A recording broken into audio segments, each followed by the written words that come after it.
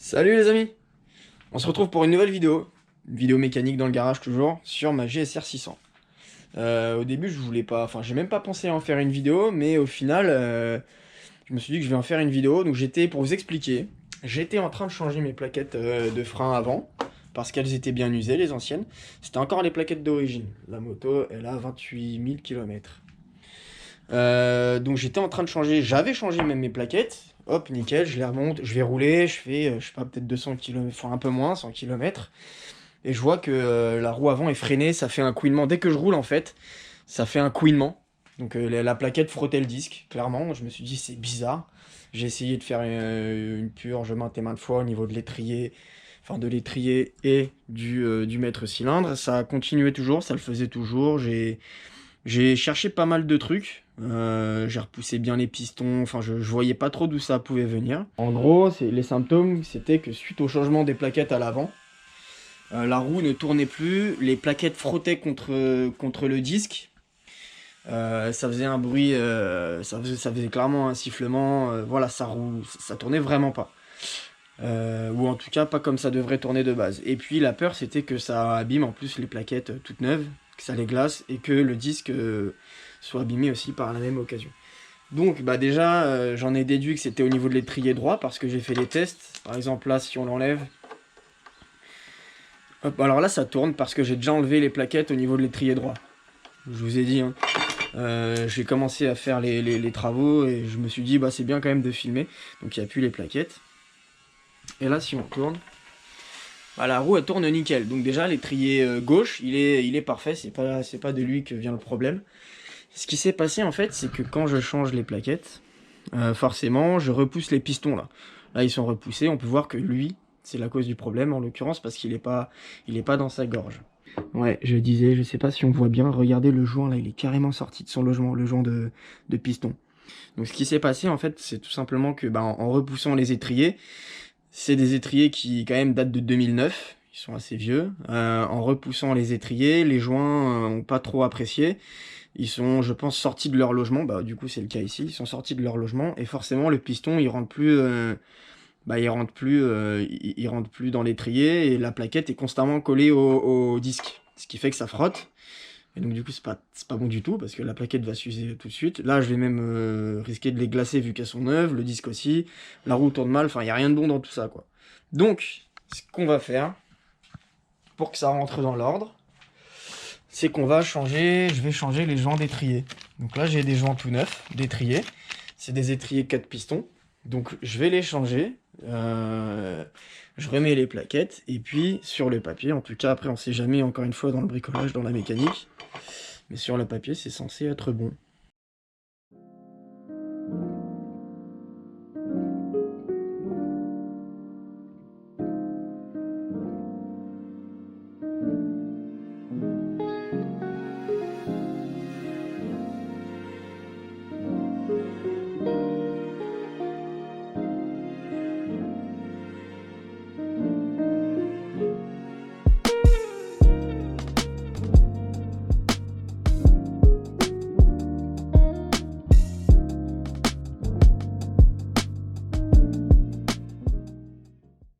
Ok, donc comme vous avez vu, j'ai enlevé l'étrier, qui est juste ici.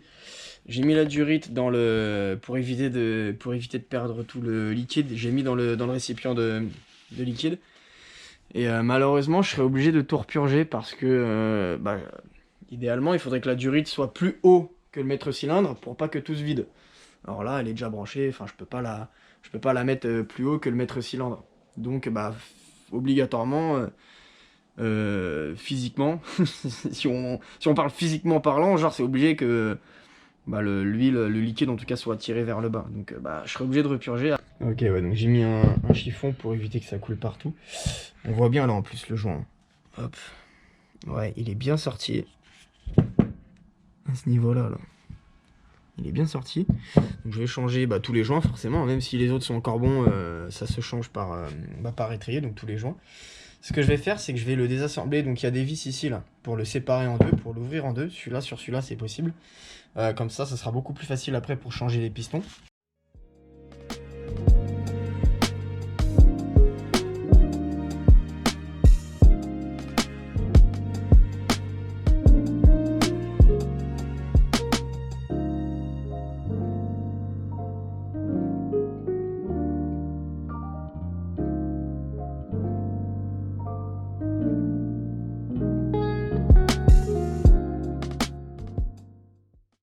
Ok, donc c'est bon, l'étrier est séparé en deux.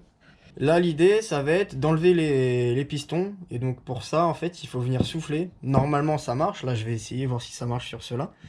Mais il faut venir souffler donc là-dedans, dans l'arrivée d'huile, pour enlever les deux pistons. Et ici, il faudra venir souffler là-dedans pour envoyer l'air, en fait. Remplacer le liquide par l'air et faire sortir les pistons. Donc, je vais essayer ça. Normalement, c'est censé sortir assez facilement. Ok les gars, ça a pas filmé parce que j'étais en train de positionner l'étrier bien comme il faut pour le souffler et éviter que le piston il parte n'importe où. Et j'ai soufflé et le piston il est sorti d'une puissance. Il est allé là-bas, je sais pas où, je l'ai retrouvé par terre. Heureusement il a rien. Heureusement, ça va que c'est de la matière assez résistante. Mais il est sorti, ça fait un bruit. Du coup il y a le premier piston qui est sorti. Je vais sortir le deuxième, je vais essayer de pareil souffler en évitant qu'il parte à l'autre bout du garage tout là-bas. Mais j'ai pas du tout envie de le sortir à la pince, enfin ça c'est quelque chose que je vais pas faire. Donc voilà, je continue de souffler en espérant qu'il parte pas dans l'espace. Ok ouais, donc c'était compliqué de souffler parce que étant donné que le deuxième piston est parti, là il y a de l'air qui passe et en fait l'air que je souffle il s'échappe par ce petit tuyau et c'est un peu galère de boucher à la fois celui-là et celui-là. Donc j'ai trouvé une autre solution, j'ai une petite pince comme ça qui est réglable, que je viens régler. Hop, ouais, je sais pas si on voit à ce niveau-là. Je viens tourner la vis. Bon, elle a l'air d'être un peu fragile, donc je vais pas forcer. Mais en gros, ça écarte la pince et ça me permet de sortir le piston, logiquement. Et là, normalement, voilà, parfait, il est sorti. C'est cool. Donc les deux premiers pistons du premier étrier sont sortis. Hop, voilà. Les joints, bah, je le mets de côté, je changerai les joints après. On s'attaque au deuxième.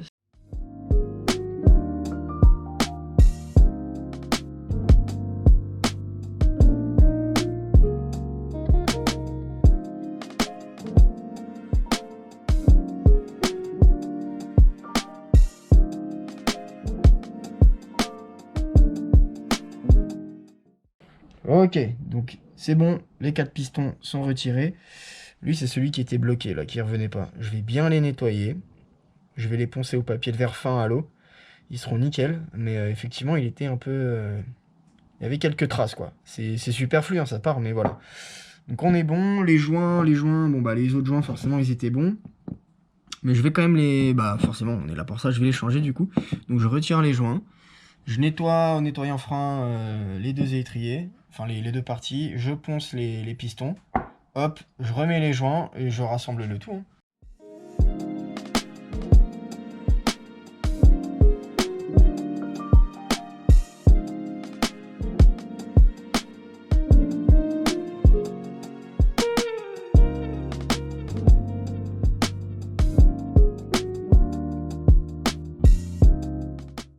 Ok, parfait. Donc on est bon. Les deux parties de l'étrier sont bien nettoyées au nettoyant frein, bien soufflées, tout est bien propre. Je vais pouvoir du coup ajouter les nouveaux joints, en espérant que ce soit les bons. Normalement, il n'y a pas de raison, mais il y a écrit GSR 600, je sais pas où. Alors, on a donc les 4 gros.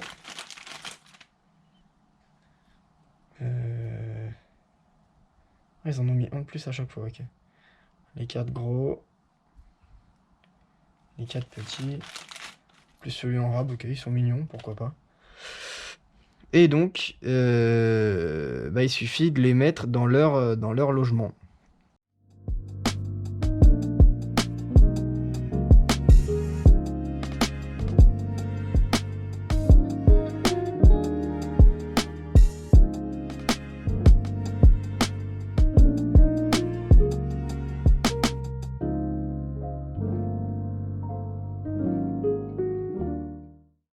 Ah putain les gars, je suis dégoûté parce qu'en fait, comme on peut le voir, il y a 2 tailles de piston. Lui, il est un peu plus grand que celui-là.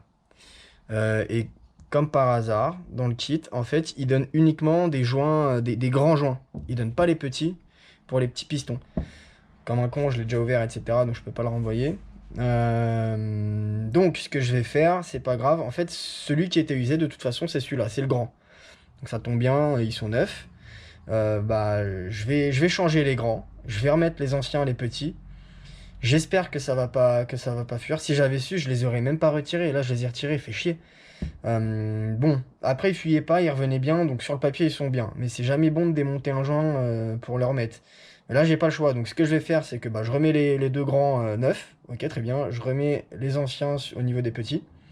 Je remonte. On verra bien si ça fonctionne bien comme ça. Bon, je pense que ça a fonctionné. Ils étaient en bon état. Ok, donc on est bon. Les joints sont remontés. Hop, nickel. Là, ce que je vais faire, du coup, je vais poncer chaque piston au papier de verre fin à l'eau, donc c'est du 2000. Mon bol d'eau est juste ici, parce que j'ai pas envie de les rayer, mais il faut qu'ils soient lisses, quoi. Donc le fait de les poncer à l'eau avec un grain fin, y a peu de chances de les rayer, voire pas du tout.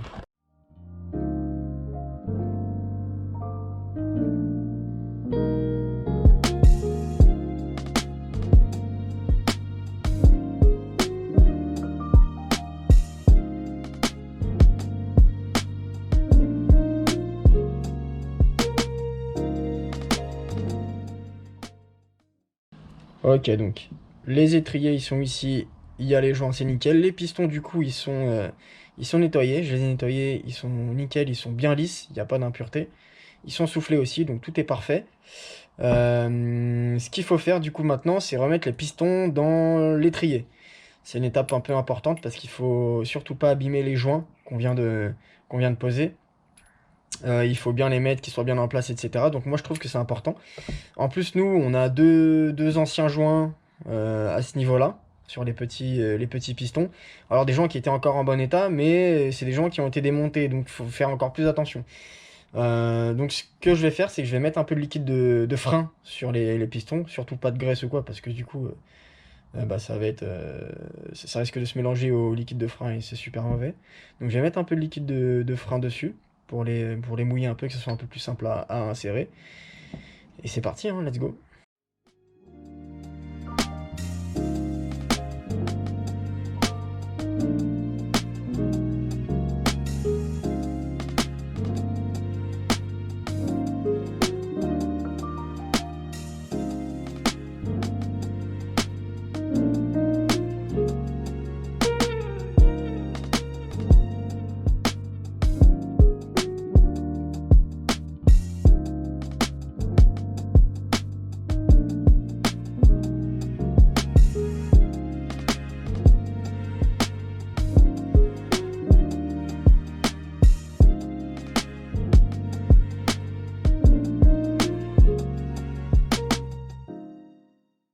Ok, donc, super. Les pistons sont en place, ils sont imbutés, ils sont bien au fond. C'est pas compliqué à remonter, ça se remonte tout seul. C'est beaucoup plus simple forcément si on met du liquide de frein. Et les joints, en tout cas visuellement, là j'ai l'impression qu'ils n'ont pas bougé, qu'ils sont bien placés. Donc c'est plutôt une bonne nouvelle. Ok, alors prochaine étape du coup, je dégraisse tout ça au nettoyant frein, j'enlève le liquide, je remonte l'étrier, je remets les plaquettes dedans qui sont juste là-bas. Et puis après, on remonte tout ça sur la moto, puis on purge et ça sera bon, hein. Alors, c'est bon, l'étrier est remonté sur la moto, donc j'ai rebranché la durite, je l'ai fixé sur la fourche. J'ai plus qu'à mettre les plaquettes dans l'étrier, qui sont juste ici. Et puis on pourra repurger tout ça, hein, en espérant que ça ait réglé le problème de roue qui tourne pas. Je pense hein, que c'était ça, en tout cas je voyais que ça, donc on va voir, allez c'est parti.